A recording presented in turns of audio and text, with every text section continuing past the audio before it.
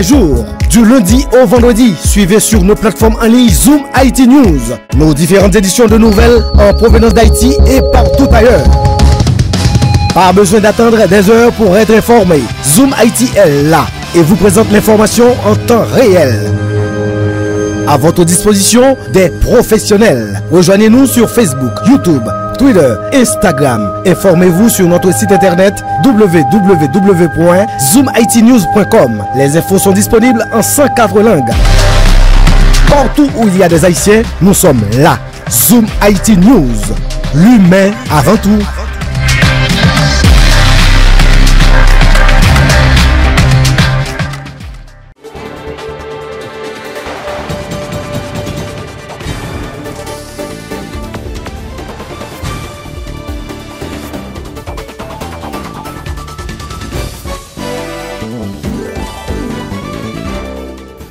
Bonsoir à tous, bienvenue au premier numéro de la semaine du journal de Zoom Haïti News. Au sommaire de l'actualité. Politique, rencontre entre les initiateurs de l'accord de Montana et des membres du Congrès américain. Les discussions portées sur les efforts de la Commission visant à trouver une solution aux nombreux problèmes auxquels fait face Haïti. Insécurité, 2 ressortissants cubains ont été enlevés à Port-au-Prince ce week-end alors qu'ils se rendaient à la direction de l'immigration à l'ALE. Au CAI, des employés du ministère des Travaux publics ont bloqué le fonctionnement du bureau du ministère dans le sud ce lundi. Ils réclamaient plusieurs mois d'arriérés de salaire. Dans l'international, le Chili élit un nouveau président. Il s'agit de Gabriel Boric, figure de la gauche qui devient à 35 ans le plus jeune président du Chili.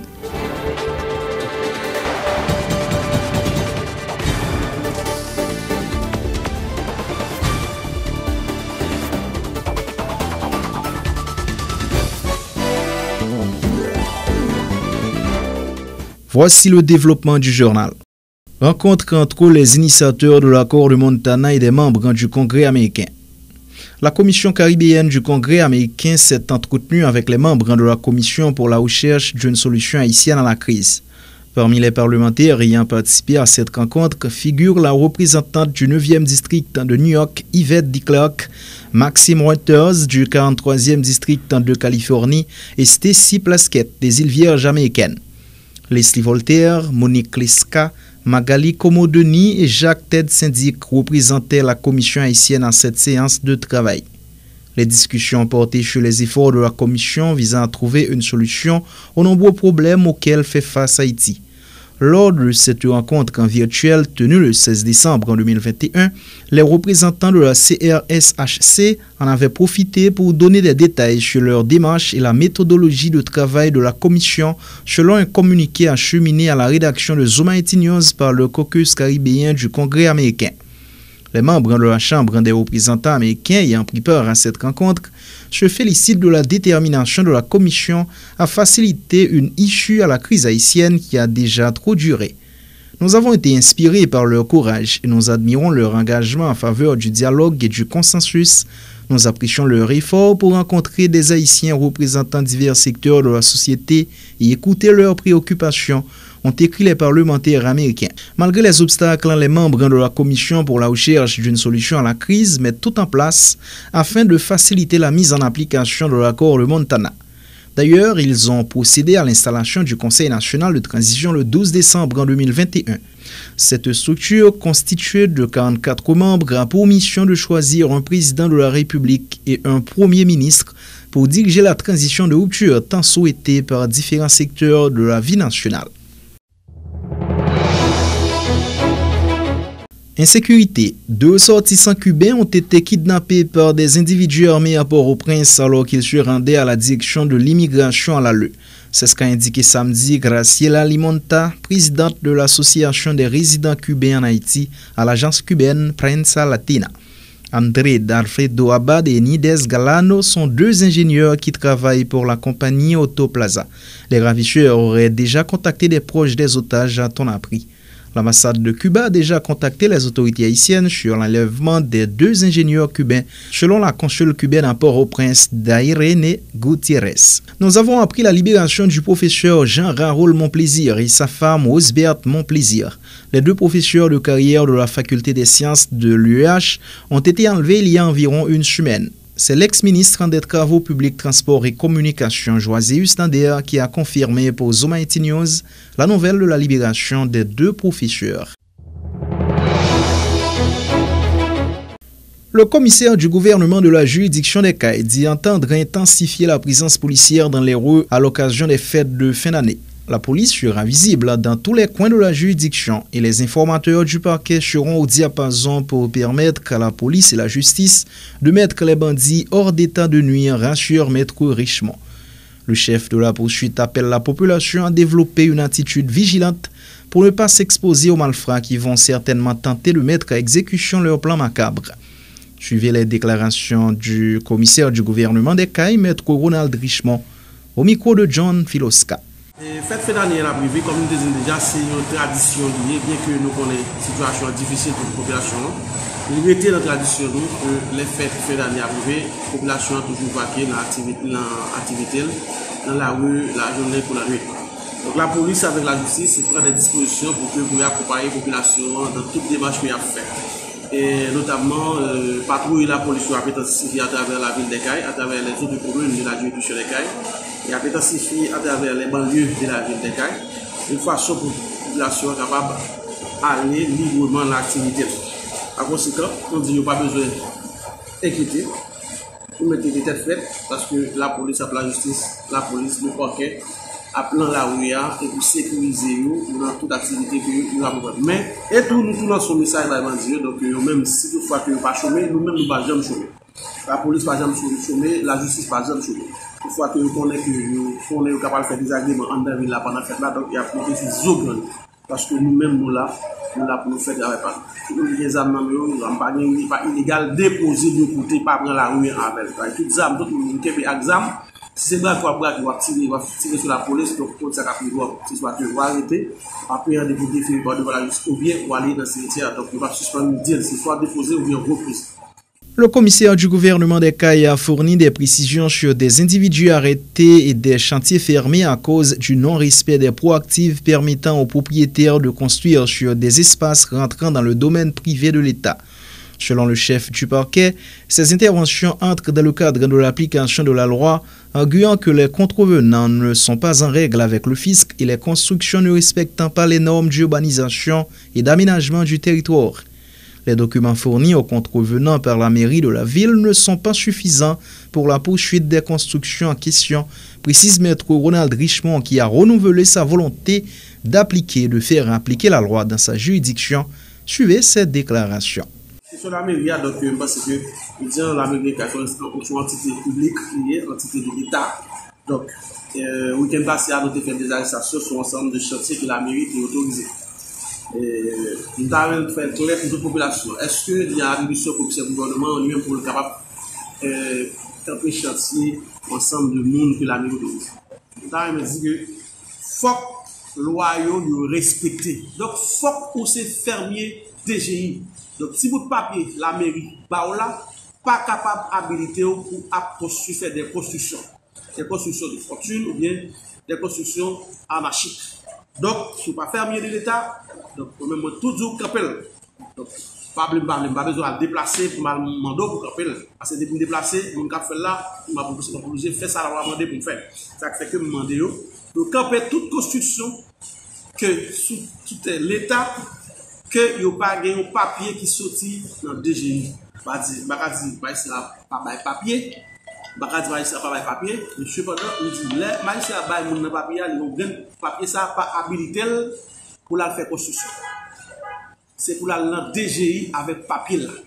Parce que c'est le DGI qui cadastre ça. C'est lui qui connaît côté gagné tel état, côté l'État gagné le domaine. Par conséquent, toute construction qu'a faite avec petit bout de papier la mairie est illégale et n'a pas payé. Donc nous souhaitons. Parce que magistrat c'est vraiment donc on prenant il pense que il va penser non pour les compétences pour ça.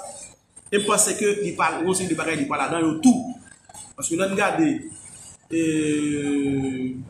bah provisoire là, bah appeler le terme non. Autorisation provisoire là, il pas de signature magistrat principal là, mais reste là-dedans. Or, il n'est pas normal pour que des maires assesseurs ils signent le papier. Parce que les maires adjoints n'ont pas qu'à engager l'État. Toutefois que le magistrat n'a pas fait une délégation de pouvoir, bah, Donc, nous ne sommes pas capables de signer. Yo même, nous papier pour autoriser le monde à faire quoi que ce soit dans la commune parce que nous n'avons pas de qualité pour ça, autre que ma mère principale là qui a engagé l'État.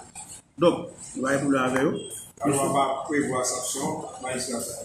L'un des maires adjoints de la ville d'Ekaï s'en prend aux décisions du commissaire du gouvernement de stopper certaines constructions et l'arrestation des individus ayant un permis de construction de la mairie. Selon le maire adjoint, le commissaire du gouvernement a outrepassé ses pouvoirs dans la fermeture des chantiers et l'arrestation des soi-disant contrevenants qui, dit-il, sont en règle avec la mairie. Dénonçant l'excès de zèle de maître Ronald Richemont, le maire adjoint d'Ekaï, Moriné Paul-André Marcel, appelle le chef du parquet à rester dans ses attributions. Suivez les propos du maire adjoint d'Ekaï, Moriné Paul-André Marcel, recueilli par John Filoska. Commissaire, donc, en tant que chef parquet au CAI, à la juridiction pour la nommer dans la mairie. Alors que le commissaire a connu travail ça, c'est pas travail la mairie. Le commissaire a connu les pour intervenir, c'est ordonnance parquet qui peut avoir droit pour nous capable de vendre. Parce que si pas d'ordonnance parquet qui sortit, on peut apporter pas apporter. On peut noter pas avant. Donc ça veut dire c'est après ordonnance parquet. On croit que pour te vendre. Parce qu'il faut parquet à venir avec des preuves et notarié pour le dire qui notait qui est sous vente là. Comme ça a un problème. Avec les personnellement. Moi ça veut dire avec la mairie d'abord. Parce que premier bail le commissaire a fait dans le cas d'attribution. Nous avons fait une distribution dans le dépôt. Le commissaire a sorti bien loin pour le dire magistrat. La distribution ça a stoppé. Il dit commissaire du tout pas. Ça va camper. C'est moi que là, c'est moi que magistrat ville là. Ma fille camper, l'aime fini. Pas grand drôle. C'est moi que magistrat ville là. C'est commissaire. Il dit l'attribution. Moi je dis, ah, parce que balle tirée. Pour que tout le monde va atteindre, ou dit et l'autre monde qui l'a ici, il va mourir eux-mêmes. Alors qu'ils sont, et des autres qui te gagnent dehors, parce que nous avons mangé pour 450 personnes, il y a même 600 à 800 personnes qui veulent rentrer. Ça, je vois qu'il y a un problème personnel, commissaire, avec nous? C'est un problème personnel. Toujours au CAI, des employés du ministère des Travaux publics ont empêché le fonctionnement du bureau du ministère dans le sud ce lundi. Rejoints par des employés provenant de la capitale, ils réclamaient plusieurs mois d'arriérés de salaire. Un mouvement entamé depuis environ 2 semaines. Les protestataires entendent poursuivre avec leurs revendications jusqu'à ce qu'ils obtiennent satisfaction. John Filoska était présent pour Zoom IT News. Suivez ce reportage. Les employés du ministère des Travaux publics, Transports et Communications qui ont été dépêchés dans le sud du pays après le tremblement de terre du 14 août dernier continuent de mettre la pression sur l'État pour exiger le paiement de plusieurs mois d'arriérés de salaire. Ce lundi matin, les protestataires ont paralysé toutes les activités du ministère dans le sud. Même la directrice ne pouvait accéder à son bureau. Ces employés dénoncent les conditions difficiles auxquelles ils font face. Cette mère de 5 enfants exige sans condition son salaire pour pouvoir répondre à ses obligations familiales. Depuis 14 août, nous venons là, nous payons une seule fois, nous avons une quinzaine. Moi, je me dis, est-ce que tout ça cap, tout l'État, est-ce que vous avez petit, vous avez madame? Moi-même, surtout, je 5 petites. C'est moi de grand, et moi de bête caille moi, et moi pour payer caille moi, pour moi être. Petit moi pas qu'à dans université, même gars qui finit l'école là, depuis là au fini, il y a 3 ans depuis au fini pas qu'à voir l'aller. Même si t'as là m'ba faire, yo m'vit travail là pour me faire 50 gouttes pour m'ba petit moi manger, m'pa capable prendre même le moment fête qui river. Fête river là m'pa capable river là caille moi. Le travail des employés du ministère des Travaux publics, Transports et Communications après le tremblement de terre du 14 août dernier comportait des risques. Ces employés ont dû affronter la mort afin de sauver la vie des personnes en danger. 5 mois plus tard, ces pères et mères de famille ont été mis à la porte par l'administrateur du MTPTC dans le sud, expliquent les protestataires. Malgré la menace de l'administrateur, ces protestataires ne comptent pas quitter le département sans avoir reçu leur paye. Opérateur, nous remarquons que ça qui a tombé. Il est tombé, nous claguer la tête. Mais lui-même qui l'a la Vous avez manqué mourir? Oui. Ça n'a pas fait sans risque. En quel sens? Ça accepte fait? Non. Ça tombe à facilité. Il n'est pas aussi facile. Nous avons choisi de faire. Advienne que vous. Bon, qui est nous la tête là? Les autres 3 heures. On bloque jusqu'à ce que vous payez. Demain, si je vais nous, pas payer nous. N'a pas parce que l'administrateur a dit nous consacrer. Pelle la crasé, li pas responsable nous encore, marre paquet nous pour nous aller.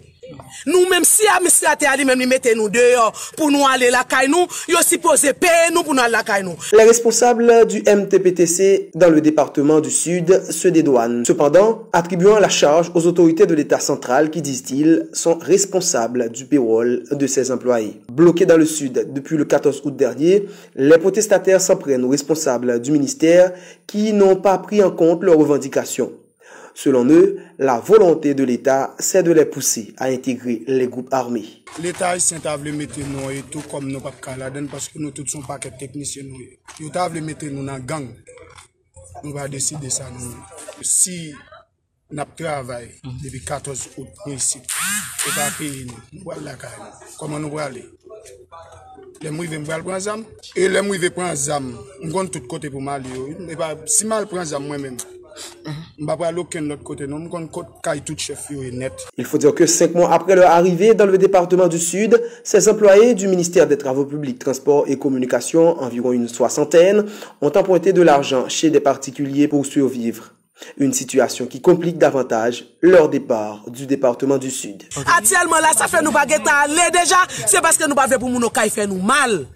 Qui fait nous parler parce que nous pas voulons faire nous tourner pour te Robert si nous achetons manger mon crédit n'acheter manger crédit nous pas capable payer mon si nous virer de nous prend machine pour nous aller. Dépêchés dans le Grand Sud depuis le cataclysme du 14 août dernier, ces pères et mères de famille espèrent bien revoir leurs enfants à l'occasion des fêtes de fin d'année. Comment y parvenir? Seules les autorités du ministère des Travaux publics, Transports et Communications ont la réponse à cette épineuse question. Ici Pierre Philo Saint-Fleur et John Filoska, Zoom Haïti News. Le regroupement des organisations pour l'intégration des militants engagés continue d'exiger justice pour l'ex-président Jovenel Moïse assassiné dans des conditions jusque-là non élucidées. Cette structure regroupant plusieurs organisations de base dénonce un manque de volonté du Premier ministre Ariel Henry de permettre qu'au dossier de l'assassinat du chef d'État de faire son cours au niveau de la justice.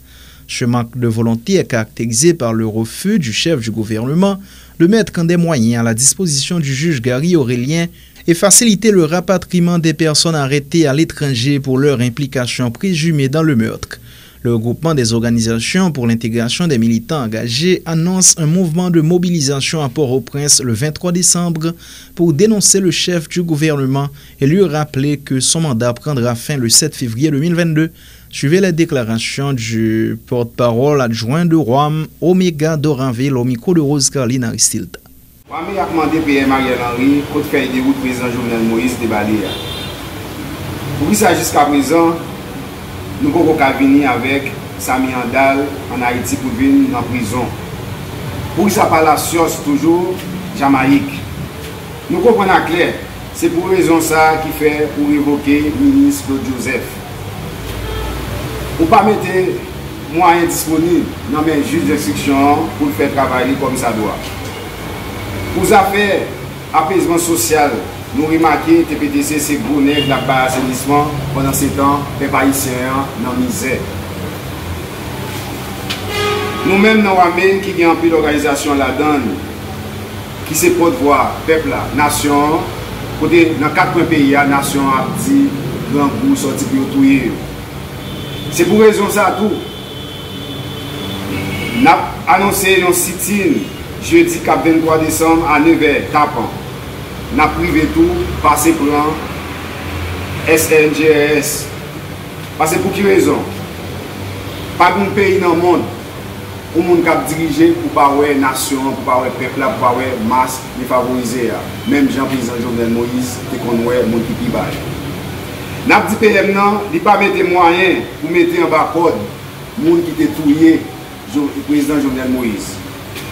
N'a dit PM non, 7 février mandat fini, nous pas négocier.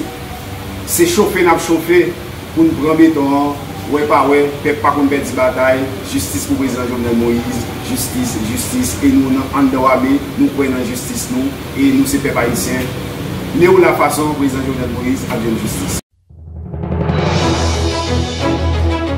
Le projet pour une éducation de qualité en Haïti, de concert avec le ministère de l'Éducation nationale et de la formation professionnelle, a procédé ce lundi à la distribution des kits scolaires aux élèves de l'École nationale Claire Heureuse, touchés par le cataclysme du 14 août dans le département du Sud. Plusieurs dizaines d'élèves de la première à la 6e année fondamentale ont pris part à cette activité qui s'est déroulée à l'École nationale IFACAP. Le coordonnateur du projet, Chiller Caton, a apporté des explications sur le bien fondé de cette activité. Ok, je dis à présent, là, c'est nous devons accompagner les éducations nationales dans le cadre de distribution de tout accompagnement scolaire qui est prévoit dans la nationale Claire Heureuse. Nous connaissons l'école la plus basée, donc manuel avec qui nous va être capable de distribuer. Attends. Donc, en temps symboliquement, nous dans le ministère là. Alors, tout ça, c'est manuel, c'est à travers un projet qui est le projet d'éducation pour une éducation de qualité du ministère de l'Éducation nationale. Donc, le projet ça, c'est le ministère de l'Éducation nationale qui est financé par la Banque mondiale. Donc, dans le projet ça là, nous avons un ensemble d'écoles, qui ont environ 284 écoles publiques. Et puis, il y a des écoles non publiques. Pour 284 écoles publiques, il y a tout un paquet que le ministère a offert à travers le projet ça pour être capable d'apprendre bien. Par exemple, nous avons une cantine, nous avons une cantine scolaire. Il y a un programme qui est un manuel scolaire qui est, il y a un kit. Alors, de première à la 9e année, c'est fondamental. Donc, depuis l'école, là, il faut les 3 cycles qui bénéficient, le scolaire là, qui bénéficie. Matin, tout est passé dans les familles. Donc, nous allons faire une distribution pour le kit scolaire et puis en même temps, le kit école. Nous avons pour l'école là et puis enseignants. Et puis, derrière, notre projet appui de qui c'est une subvention pour l'école non publique. Il y a 145 là. Le programme, c'est un programme de dotation de manuel scolaire. C'est doter l'école là. Donc, nous pas, distribution, ça, sont symboliques. Mais l'école là, c'est dans l'école là, bah, il y a le programme là, c'est livre là. Dans l'école là, si nous n'avons pas pour l'année, l'année prochaine, tout va le servir. Si nous sommes mieux, vous comprenez? Donc, si vous êtes dans la première année, alors, la première année, généralement, on passe à 100% puisque c'est des cahiers, choses ou écrits là-bas. À Jacmel, l'organisation des citoyens motivés pour le développement du Sud-Est, de concert avec l'organisation des femmes actives pour le développement du Sud-Est et plusieurs autres organisations, annonce 3 journées de marché créole du 24 au 26 décembre prochain. L'objectif de cette activité est de collecter des fonds pour construire un centre de santé, un commissariat et le tronçon de route de Bréma, selon Verno Pierre-Paul, vice-coordonnateur de cette organisation. Jodia et Pok Modez, OG Modez et Fadez, 3 organisations réunies la presse. Jodia là pour nous informer toute population sud-est sur quelques chaînes d'activité que 3 organisations a organisées, qui c'est 3 journées marché créole, qui c'est 24, 25, 26 décembre 2021. Notre objectif pour nous valoriser, faire promotion pour manger créole, parce que 10 ans encore, en pile mon a cherché au mot soyam, aux patates, aux bananes, aux petits mie, etc. pour manger papkate. Dans ce sens, aux Modez, aux Fadez, aux G Modez, pour initiative ça pour nous continuer, faire plaidoyer, continuer sensibiliser, conscientiser chaque grand monde qui vient et 3 journées marché créole ça. Deuxième objectif là, c'est continuer, mobiliser, sensibiliser chaque grand citoyen sur quelque chaîne projet bétonnage route Brema. Parce que jeunes yo de nos jours, j'ai dégradé là, nous pas carré à regarder. Nous avons un projet, une question bibliothèque vraiment sophistiquée, une bibliothèque vraiment à haut niveau, qui 2022, si bon Dieu veut, n'a commencé à travailler. Nous avons un projet de un sous-commissariat dans Brema. Nous avons un projet un marché formel dans Brema. Et nous avons un projet et centre de santé, nous travaillons sur lui en Brema. C'est dans ce sens ça, nous prenons un pile initiative, un pile et l'idée qu'a débattre pour nous essayer faire vraiment un autre Brema. Autorité ici, c'est saupoudrail. Saupoudrail, c'est un petit gros ventilateur. Et yo kachita voilà, on dit c'est belle idée, belle initiative. Et c'est mais qui t'aime après c'est laver mes sur la terre. Après ça c'est on va prendre notre téléphone, on va chambre, on va le contacter. Regardez, c'est laver aucune action. Mais nous message n'a pas population si de ça. Rejoignez-nous dans tout niveau. Vraiment, vite visiter nous, venez acheter et puis marchand qui gagne produit qui veut vendre porte là ouvert, marché à ouvert pour tout. Pour eux-mêmes. Parce que ces populations si de ça, ces populations vraiment, population Bakapouj là, pour qui fait nous réaliser 3 journées marché ça. Nous allons au Gonaïve pour ce portrait. En Haïti, 160 000 personnes vivent avec le VIH-Sida, selon les statistiques du ministère de la Santé publique et de la population de 2018. Ces personnes subissent régulièrement de la discrimination tant au niveau de la société qu'au sein de leur propre famille. Alors, comment cette population clé se protège-t-elle?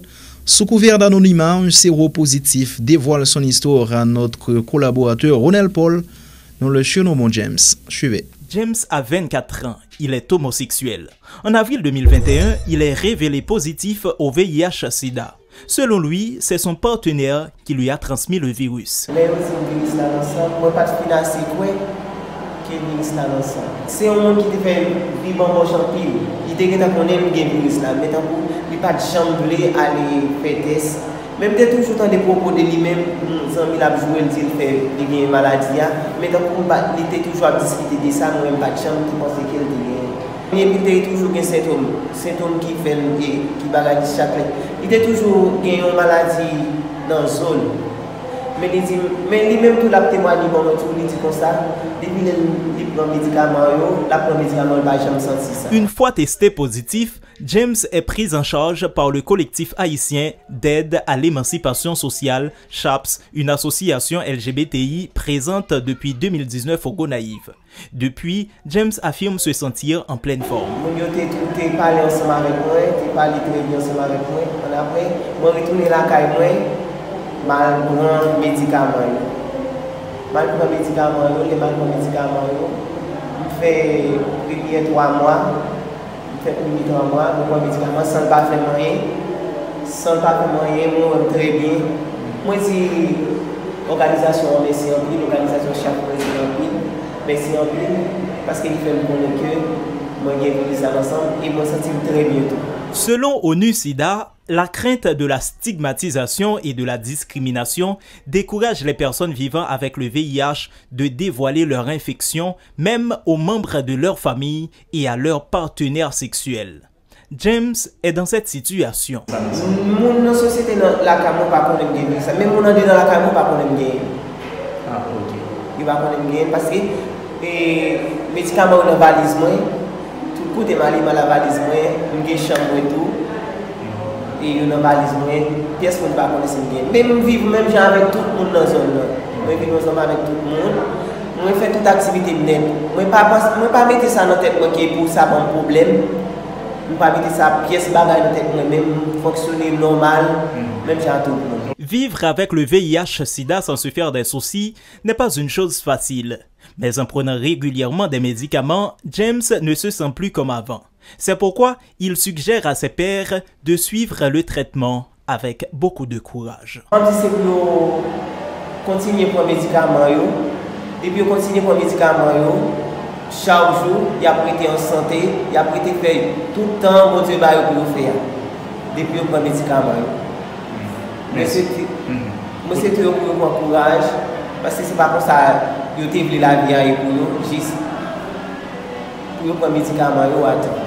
D'après les données statistiques publiées par le ministère de la Santé publique et de la Population en août 2019, le nombre de personnes vivant avec le VIH-Sida en Haïti est de 160 000. La plus forte prévalence a été signalée à 12,9% chez les hommes ayant des relations sexuelles avec d'autres hommes. Ronel Paul Legonaïve, Zoom Haïti News.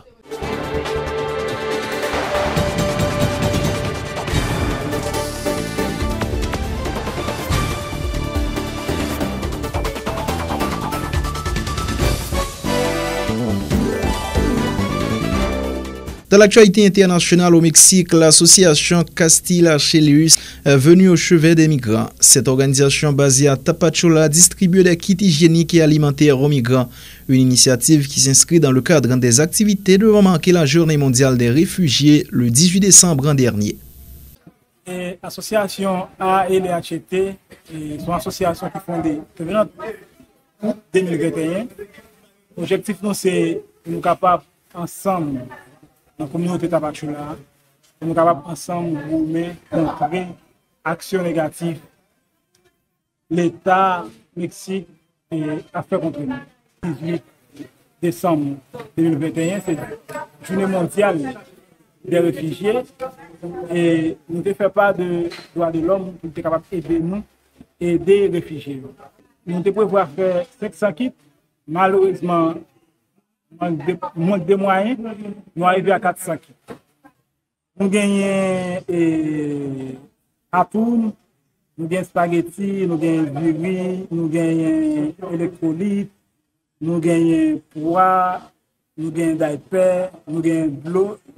Nous avons des produits peut-être pas finis, sont dans tout produit. Et nous allons dans 3 zones différentes qui sont Parque Ecológico, Los Palacios, nous ne pas viser le monde spécialement parce que nous tous des réfugiés et sauf que nous visons le monde par exemple qui est petit, monde qui est enceinte et c'est pas ça fait je pense que le fait dans l'ordre et dans la discipline c'est ça que fait on va demander à chaque haïtien par nous que il garde calme parce que nous tous c'est ensemble frères et sœurs pour que vous gardez calme, disons mieux, jamais violent, pour que séparation faite avec transparence et dans visibilité. Vous pouvez remarquer bien ça, l'immigration fait la pratiquement pas fait bien. Les autres ne pas faire bien, c'est pour capable de milliers. Bien que vous connaissez que nous sommes peuple qui désordre, il faut qu'on dise comme ça. Vous agissez de ça, vous pas mettre discipline dans ça à faire, de façon que pour vous quitter nous-mêmes qui organisez nous. Et organiser nous est extrêmement difficile, nous connaissons ça parce que nous sommes haïtiens. Mais cependant, c'est ça qu'on a demandé aujourd'hui, que les Haïtiens comprennent que y a une nécessité pour eux entendre, comprendre que ces frères et sœurs, c'est à ça qu'il y a une nécessité, opportunité pour que eux avancent. Moyen que pour le monde intérieur, car nous l'autre champ. Grand événement au Chili, Gabriel Boric a remporté l'élection présidentielle. À 35 ans, il devient le plus jeune président du Chili et l'un des plus jeunes dirigeants du monde. Gabriel Boric, candidat de gauche, a devancé largement son rival d'extrême droite, José Antonio Cast, 55 ans, avec 58,87% des voix contre 44,13%.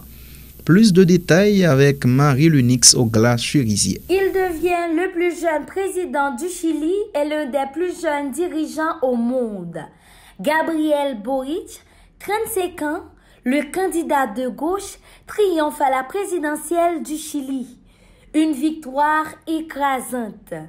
Il a battu largement son adversaire d'extrême droite, José Antonio Cast, 55 ans avec 55,87% des voix contre 44,13%. José Antonio Cast, fervent admirateur de la dictature d'Augusto Pinochet, soutenu par l'ensemble de la droite chilienne, a reconnu sa défaite. L'annonce des résultats a provoqué des scènes de liesse dans de nombreuses villes du Chili. Des milliers de personnes ont célébré la victoire du jeune révolutionnaire Gabriel Boric. La coalition de gauche dont est membre le Parti communiste est aux anges. 2 candidats au projet de société diamétralement opposés étaient en face. Un affrontement inédit depuis le retour à la démocratie en 1990 au Chili. Le programme de Gabriel Boric est axé sur la transformation sociale et fiscale. Aussitôt élu, il a promis plus de droits sociaux et appelé à la responsabilité fiscale. Il y aura plus de droits sociaux, mais nous le ferons en restant fiscalement responsables, a déclaré le président élu devant une foule de plusieurs dizaines de milliers de personnes. Gabriel Boric prendra officiellement ses fonctions le 11 mars prochain en remplacement de Sébastien Piñera, le successeur de Michelle Bachelet. La victoire de Gabriel Boric retentit partout à travers le monde. L'Union européenne félicite Gabriel Boric pour son élection en tant que futur président du Chili. Nous espérons pouvoir renforcer davantage nos relations avec le futur gouvernement du Chili. Nous sommes des partenaires et ensemble nous sommes plus forts, a déclaré Josep Borrell, chef de la diplomatie européenne, sur Twitter. Les grandes figures de la gauche en Amérique latine se réjouissent également de la victoire de Gabriel Boric. Le président cubain Miguel Díaz-Canel a félicité Gabriel Boric sur son compte Twitter pour sa victoire populaire historique et a réaffirmé sa volonté de développer les relations bilatérales avec le nouveau gouvernement qui remplacera celui du président de centre-droit, Sébastien Piñera. L'ancien président brésilien Luiz Inácio Lula da Silva, Parti des travailleurs gauche, favori des sondages pour la présidentielle de 2022, s'est dit heureux de cette nouvelle victoire de candidats démocratiques et progressistes dans notre Amérique latine. Des présidents de droite et de centre-droit dans la région ont aussi salué le triomphe de Gabriel Boric, dont le Colombien Iván Duque, l'Équatorien Guillermo Lasso ou l'Uruguayen Luis Lacalle-Pou. Gabriel Boric symbolise l'espoir au Chili. Il avait lancé un mouvement étudiant en 2011 et avait réussi à créer la surprise en juillet dernier en remportant la primaire de la gauche. Un mouvement qui a bouleversé le Chili et contraint le président Sébastien Piñera à accepter l'idée d'un référendum pour demander au peuple chilien s'il souhaitait une nouvelle constitution en se débarrassant ainsi de celle héritée de la dictature d'Augusto Pinochet. Les Chiliens ont répondu affirmativement. Depuis lors, une assemblée constituante a été formée et travaille actuellement sur le nouveau texte. Avant son accession à la présidence du Chili, Gabriel Boric a pris 2 mandats de député. Il est un passionné de livres et nourrit un lien très fort avec ses racines à Punta Arenas, la ville qui, au début du XXe siècle, a accueilli ses aïeux migrants, croates et catalans. Retenez son nom, il sera peut-être le nouveau visage de la gauche en Amérique. Marie-Lunix Ogla-Cerisier, depuis Port-au-Prince, pour Zoom Haïti News. En Égypte, l'icône de la révolution de 2011, Alaa Abdel Fattah a été condamné à 5 ans de prison. Le militant pro-démocratie égyptien Alaa Abdel Fattah est jugé coupable d'avoir propagé de fausses informations. Ce militant politique est en détention provisoire depuis plus de 2 ans. Alaa Abdel Fattah était à la tête du mouvement qui a renversé le président Hosni Moubarak du pouvoir. 2 autres militants ont été condamnés à 4 ans de prison pour les mêmes charges. Mohamed Al-Bakr, l'ancien avocat de Maître Abdel Fattah, et le blogueur Mohamed Ibrahim alias Oxygène. Selon des ONG, l'Égypte compte plus de 60 000 détenus d'opinion, ce que dément le gouvernement qui met l'accent sur le maintien de la stabilité dans le pays. Santé, alors que le Covid-19 prend une nouvelle proportion inquiétante et est devenu de plus en plus incontrôlable, l'OMS envisage de mettre fin à la pandémie d'ici 2022. L'Organisation mondiale de la santé appelle à une meilleure égalité vaccinale entre les pays. Rose Caroline Aristide pour plus de détails. Face à la recrudescence du coronavirus, l'Organisation mondiale de la santé s'active. Alors que le virus est devenu de plus en plus incontrôlable avec l'apparition de nouveaux variants, l'OMS envisage de mettre fin à la pandémie d'ici 2022. Dans l'année à venir, l'OMS s'engage à faire tout ce qui est en son pouvoir pour mettre fin à la pandémie, a déclaré lundi le chef de l'Organisation mondiale de la santé, Tedros Adhanom Ghebreyesus, estimant qu'une meilleure égalité vaccinale entre les pays était essentielle pour sortir de la crise. Conscient qu'un travail colossal l'attend, l'OMS invite les dirigeants à travailler de concert pour réduire les inégalités vaccinales. L'organisme sanitaire nourrit des craintes également à l'approche des fêtes de fin d'année. Nous en avons tous assez de cette pandémie. Nous voulons tous passer du temps avec nos familles, mais pour mieux les protéger et se protéger soi-même, cela signifie dans certains cas annuler un événement, a ajouté le leader de l'OMS qui s'exprimait lors d'une conférence de presse à l'ONU à Genève en Suisse. La 5e vague de COVID-19 frappe de plein fouet de nombreux pays. L'apparition du variant Omicron fait ressurgir les risques et les dirigeants mettent en place de nouvelles mesures de restriction. En France, par exemple, la Haute Autorité de santé s'est prononcée en faveur de la vaccination anti-Covid des enfants de 5 à 11 ans. Même si la vaccination n'est pas encore exigible ni obligatoire, les enfants de 5 à 11 ans à risque de forme grave de COVID-19 parce qu'ils sont atteints d'obésité ou d'autres maladies sont visés. Au début de la pandémie, les scientifiques ne s'inquiétaient pas vraiment pour les enfants vu leur système immunitaire puissant. Une prudence de rigueur extrême donc dans une situation d'extrême urgence. Rose Caroline Aristide pour Zoom Haïti News. Nous allons parler sport à présent avec Darbouz Figaro. Bienvenue à la page sportive du journal de Zoom Haïti News. Football pour démarrer. Nouveau but pour Duquesne Nazon en France. L'attaquant des Grenadiers a de nouveau fait trembler les filets ce week-end avec Kevin Rouen à l'occasion des 32e de finale de la Coupe de France. Son équipe s'est qualifiée aux dépens de Laval pour les 16e de finale. Nazon compte déjà 10 réalisations cette saison, toutes compétitions confondues. Nazon et ses pairs affronteront au prochain tour de la Coupe de France l'AS Monaco le 2 et le 3 janvier prochain. Bastia de Johnny Placide sera opposé à Clermont. En revanche, Guingamp de Franz Di Piero a été sorti. Le PSG s'est qualifié aux dépens des amateurs de Fresny-Aulnoy 3-0. Le club parisien a aligné une équipe mixte composée de quelques stars et de jeunes pousses. Kylian Mbappé, doublé, et Mao Icardi ont confirmé la nette supériorité parisienne. Van, pensionnaire de National, sera l'adversaire du PSG en 16e de finale. En Espagne, l'on a joué dimanche pour le compte de la 18e journée de la Liga. Le leader Real Madrid a été tenu en échec par Cadiz au Bernabéu 0-0. Les attaquants madrilènes ont été très peu inspirés face au bloc défensif adverse. Le Real reste certes leader, mais peut voir revenir Séville FC à 3 points. Le club merengue retrouve la compétition rapidement mercredi en affrontant Bilbao. Séville FC qui contre moins sera opposé au FC Barcelone. L'autre club de Séville, le Betis, complète le podium, mais a fait une mauvaise opération en chutant en terre basque à 3-2 face à l'Athletic Bilbao. Du côté du FC Barcelone, les socios ont donné leur accord pour le financement d'un nouveau stade, l'Espagne Barça. Ils ont ainsi entériné le plan présenté par le président Joan Laporta en assemblée générale extraordinaire le 23 octobre et le financement pour 1,5 milliard d'euros des nouvelles infrastructures du Barça. Celui-ci comprend notamment la rénovation du Camp Nou, chiffré à pas moins de 900 millions d'euros, avec pour objectif un achèvement des travaux en 2025.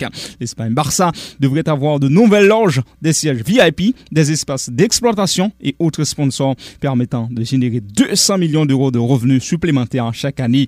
Cette opération ne doit coûter rien aux socios qui resteront propriétaires du club. Le club prévoit d'obtenir un prêt payable sur 35 ans pour réaliser son nouveau projet. Le Barça reste sur un succès poussif en Liga contre Elche ce week-end 3-2. Le club catalan s'est fait rejoindre au score après avoir compté 2 buts d'avance. Les jeunes Gavi et Nico Gonzalez se sont bien illustrés. Le club Blaugrana compte 27 points au classement avec un match en moins à 6 points du podium. En Italie, mauvaise opération de l'AC Milan en chutant 0-1 à San Siro dimanche contre le Napoli. Le club lombard est relégué au 3e rang du classement au profit de son rival napolitain. Elmas a décidé du sort de la partie à la 5e 7e minute, l'Inter et la Juventus se sont imposés. Hier dimanche, Manchester City a conforté sa première place en surclassant Newcastle 4-0 en déplacement. Les Citizens comptent désormais 3 unités d'avance sur Liverpool qui a partagé les points avec Tottenham 2-2 hors de sa base. Chelsea continue de perdre des plumes, faisant 0-0 face à Wolverhampton. Les Blues se retrouvent désormais à 6 longueurs de retard des Citizens et à 3 des Reds. La première édition de la Coupe arabe pour l'Algérie. La sélection des Fennecs a remporté la finale 2-0 après prolongation aux dépens de la Tunisie ce week-end au stade El Bayt d'Al Khor en présence de plus de 60 000 spectateurs. La sélection algérienne de football a confirmé son statut de championne d'Afrique en titre. Amir Sayoud, 99e, puis Yassine Berami, 120e plus 5 ont fait la différence pour l'Algérie. La Coupe arabe, un test réussi pour le Qatar, organisateur du prochain mondial. La FIFA est prête à avancer dans son projet d'organiser le mondial tous les 2 ans. Malgré le désaccord de plusieurs confédérations, l'instance régissant le foot mondial promet 16,8 millions d'euros à chaque fédération si le mondial se tient tous les 2 ans. Les recettes seront augmentées en cas de Coupe du Monde biennale, prévoit la FIFA, avec la billetterie, les droits TV et le sponsoring. 10 milliards d'euros seraient prévus notamment pour le mondial masculin qui passera de 32 à 48 équipes à partir de 2026. Reste à savoir si cette offre pourra convaincre les opposants au fameux projet de la FIFA. Basketball NBA, les Chicago Bulls ont infligé aux Lakers 115-110 hier soir, une deuxième défaite d'affilée. DeMar DeRozan a posté 38 points pour enflammer la United Center. Il fallait sortir le grand jeu car en face, LeBron James a fait son numéro score 31 points. Pour épauler DeRozan, Nikola Vucevic a signé un double-double avec 19 points et 13 rebonds. Les Suns de Phoenix ont enchaîné face aux Hornets 137-106. De retour après 2 semaines d'absence, Devin Booker a inscrit 16 points. Damian Lillard est en train de retrouver sérieusement son shoot, plantant 32 points pour conduire Portland à la victoire sur les Grizzlies 100-105. Dans les autres affiches, victoire des Detroit Pistons sur Miami Heat 190. Sacramento s'est offert San Antonio 121-114. Minnesota a eu raison de Dallas 111-105. 5 matchs ont été reportés dans la NBA à cause du protocole Covid. Pour finir, la star du tennis, Rafael Nadal, a justement été testé positif au Covid-19. L'Espagnol revenait d'un tournoi exhibition à Abu Dhabi. Rafael Nadal sur la liste à l'Open d'Australie 2022 a notamment affronté Andy Murray à Abu Dhabi et s'est incliné. Andy Murray qui dit rêver encore à une demi-finale en Grand Chelem. Fin de la rubrique sportive. Merci de l'avoir suivi. La fin du journal, voici le rappel des titres. Insécurité, 2 ressortissants cubains ont été enlevés à Port-au-Prince ce week-end alors qu'ils se rendaient à la direction de l'immigration à l'ALE. Au CAI, des employés du ministère des Travaux publics ont bloqué le fonctionnement du bureau du ministère dans le sud ce lundi. Ils réclamaient plusieurs mois d'arriérés de salaire. Dans l'international, le Chili élit un nouveau président. Il s'agit de Gabriel Boric, figure de la gauche qui devient à 35 ans le plus jeune président du Chili. Merci à vous chers amis d'avoir suivi le journal de Zoom IT News. Rendez-vous dans notre plus prochain numéro. Au revoir.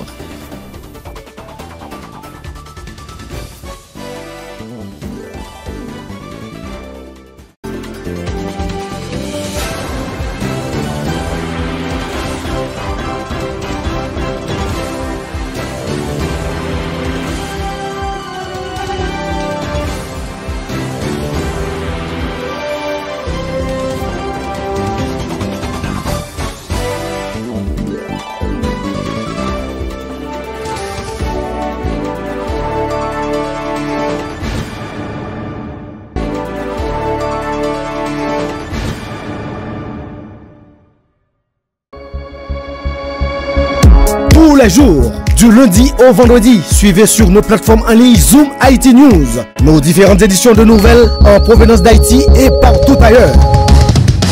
Pas besoin d'attendre des heures pour être informé. Zoom IT est là et vous présente l'information en temps réel.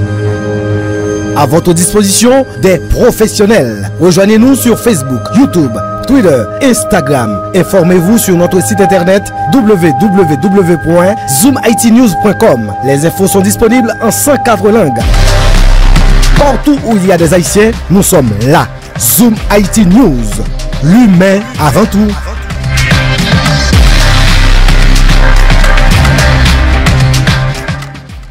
Zoom IT News et Caribbean Television Network, plus de 10 sites internet en anglais, français, espagnol et plus d'une centaine d'autres langues. Désormais, vous n'avez plus besoin d'un ordinateur ou d'un téléphone portable. Il suffit de demander à Alexa. Alexa, what are the latest news from the Caribbean Television Network? From Caribbean Television Network News. From Zoom Haiti News Daily. En Zoom Haiti News, français. En Zoom Haiti News espagnol. Caribbean Television Network, en français, anglais et espagnol. Vous pouvez aussi télécharger les applications de Zoom Haiti News en créole, français, anglais et espagnol. Visitez notre site internet sur www.caribbeantelevisionnetwork.com.